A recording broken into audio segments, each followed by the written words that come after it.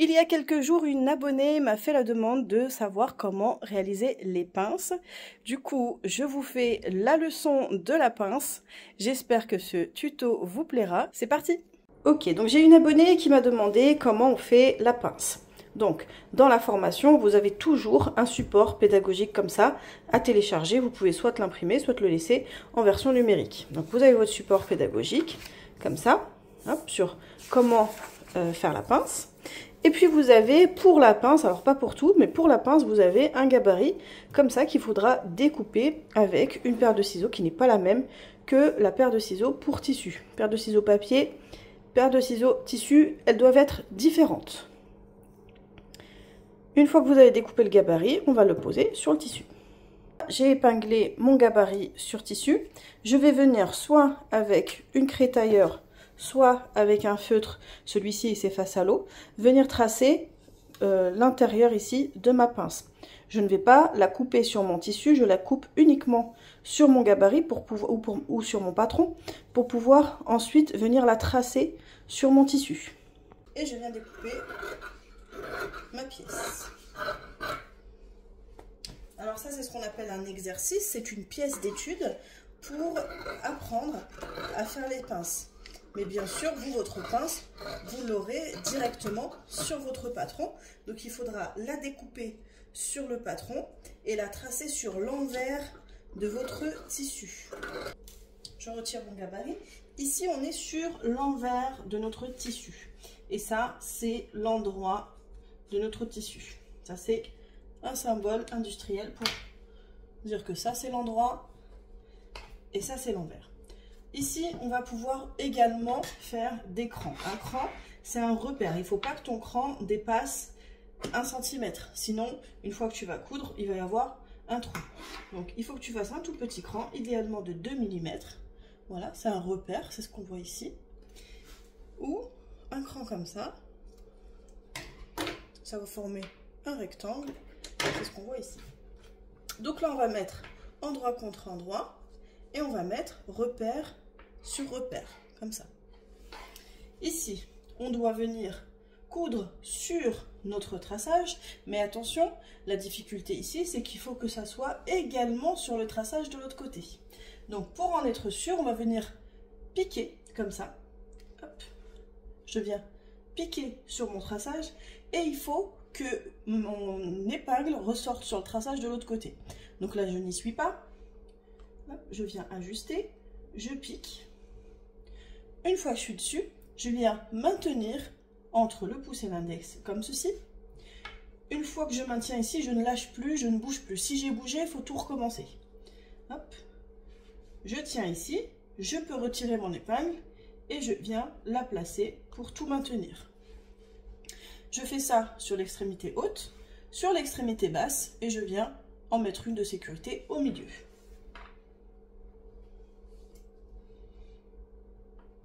Je pique, ça doit sortir sur le même traçage de l'autre côté. J'ajuste à chaque fois. Quand je pique à la verticale. Je ne pique pas comme ça. Une fois que c'est bon, je maintiens entre le pouce et l'index. Et là, je peux venir les maintenir un peu plus loin avec mon épingle. Ce n'est pas très grave. Normalement, au milieu, c'est un peu plus facile vu qu'on a nos deux autres épingle en haut et en bas. Je maintiens entre le pouce et l'index et je mets mon épingle. On a stabilisé avec nos épingles, on passe à la machine à coudre. Je vais venir faire ma couture sur mon traçage directement. Je vais commencer par un point d'arrêt et je fais ma couture jusqu'au bout. Ici, je peux faire un point d'arrêt. Sinon, je vais vous montrer, on va laisser une longueur de fil pour pouvoir faire un nœud à la main le plus propre possible. Quand on a un tissu très fin ou très épais, le mieux c'est de faire un nœud à la main, c'est plus propre. Je viens placer ici mon traçage sous mon aiguille directement et je commence par un point d'arrêt. Un point d'arrêt, c'est 3 points avant, 3 points arrière, 3 points avant. 2, 3 points. Pour faire marche arrière, je vais venir appuyer ici.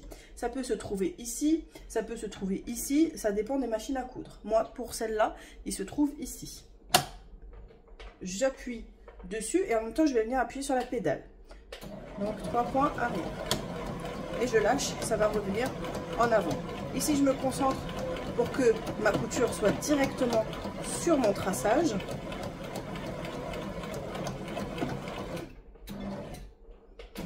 Voilà.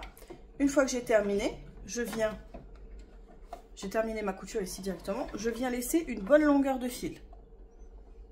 Je viens couper avec la lame ici et je vais venir faire un double nœud. Donc une première fois et une deuxième fois. Alors je vais venir vérifier quand même, mais normalement si vous avez bien épinglé, vous devrez avoir une couture sur le traçage de ce côté-là et sur le traçage de ce côté-là également. Et maintenant on passe au repassage qui est une partie très importante. Je viens couper les fils qui dépassent et j'ai ma pince ici sur mon envers, donc sur l'intérieur. On aura toujours un côté et un côté milieu. Notre pince, on va venir la plaquer côté, vers le côté. Et si elle est vers la poitrine, on va venir sur le côté, on va venir la plaquer vers le bas, puisque de toute manière, elle va redescendre. Du coup, autant la plaquer vers le bas. Je prends mon fer à replacer et là, je ne vais pas venir appuyer sur ma pièce, parce que je suis sur l'envers. Je vais venir plaquer ma pince vers le côté comme ça, sans appuyer. Là, je fais à peu près 1 ou 2 cm, mais je donne juste de la vapeur. Une fois que j'ai fait ça, je retourne sur l'endroit et je viens repasser ma couture, puisqu'une couture n'est pas terminée tant qu'elle n'est pas repassée.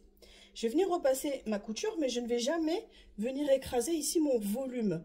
Si c'est pour une poitrine ou des hanches ou autre, la pince est faite pour galber, pour donner un volume. Donc, je vais venir garder ce volume ici. Je viens écarter un petit peu pour repasser ma couture et je vais jusqu'au bout sans continuer, puisque sinon, si je continue, j'écrase tout. Donc, je garde ici mon volume. En fait, je vais jusqu'à la pointe de ma pince. Et pour repasser le reste, je fais dans l'autre sens. En fait, je fais une contre-coupe.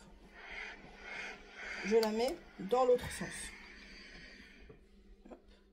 Ma pince, si je la pose sur la table, je dois avoir mon volume. Si vous avez un vêtement, donc quelque chose de plus volumineux qu'une pince comme ça, ça va être compliqué de le faire à plat. Donc ce qu'on va faire, c'est qu'on va venir utiliser les courbes ici de notre table à repasser. On va venir placer notre pince comme ceci, et on va venir repasser comme ça. Et pour faire l'autre côté, on va venir placer notre pince comme ceci. Vous voyez ici, ça épouse bien la courbe de la table à repasser.